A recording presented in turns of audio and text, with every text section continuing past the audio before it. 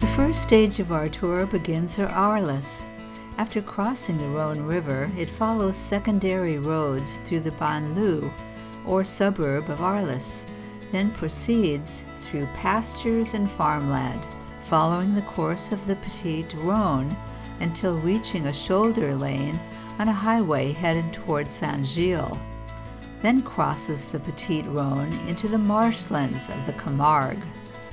There is very little traffic and the route is completely flat, and there are no towns or refreshment stops after passing Saint-Gilles, so we packed a lunch and plenty of water and planned a break at the Scamander Nature Reserve. Then we turned north between two lakes to Galician.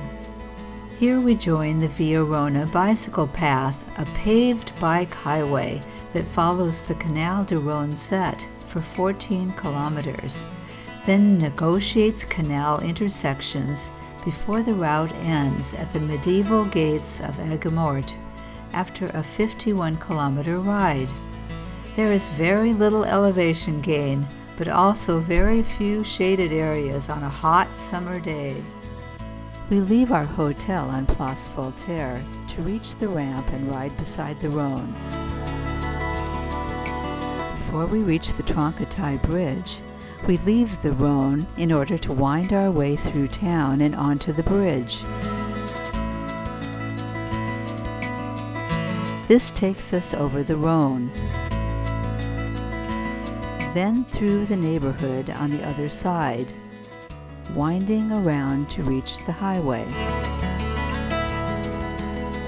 There's a marked bike lane across the highway, going back toward Arles, but not one on our side. We will soon be riding on a quieter road, however. We cross over the A54 on an overpass, then merge beside the D572 and ride beside. There is no bike lane here. We cross the modern bridge over the Petite Rhone. Heads up, shortly after we wait to cross the road onto another fairly quiet road, still without a bike path. There are pastures along the way with some more of the pretty white Camargue horses. We decided to stop at the Scamander Nature Reserve.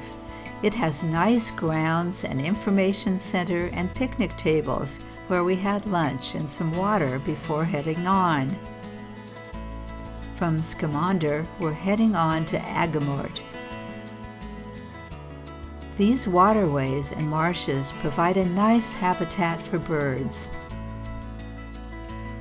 At Galician, we meet the Via Rona and ride on a nice piste cyclable, French for cycle path, along the Canal de Rhone-Set. There are some information boards and benches along the canal, but on a hot day like this, we were burning through our water. This canal path is a good example of the French commitment to establishing a nationwide cycle network. In 2013, our route traveled this very same road, but it was unpaved, unsigned, and slow going with dirt, rocks, and potholes for 10 kilometers. This is a real treat.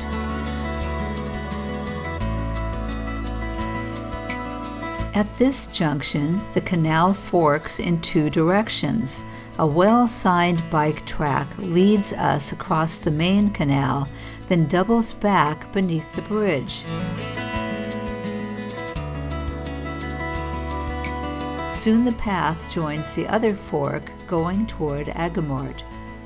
This bike track continues straight for 3 kilometers, passing the river traffic along the canal. At the end of this stretch on the canal, we have another pleasant surprise.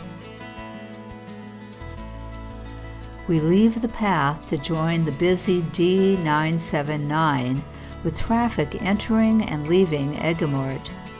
Fortunately, the cars are traveling slowly, allowing us to merge and cross over a bridge to make our way to the walled city.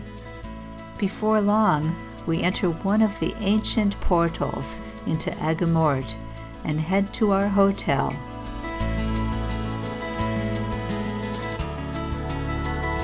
Everything inside its 4 walls is on a grid, with a lovely square in the center. Centuries ago, before it was silted up and became landlocked, Aigues Mortes was a thriving port city. It was constructed in the 13th century according to the plans of Louis IX, who wanted to establish a Mediterranean base for his crusades. To the south, the vast flooded lands are home to the principal economic resource of Aigues Mortes, salt. You can still walk the ramparts, visit the 700-year-old Constance Tower, and view the salt mining operations outside the walls. The compact town square features a cathedral, fountain, tourist information, restaurants, and of course, a statue of its founder, Saint Louis, the only king of France to be canonized by the Catholic Church.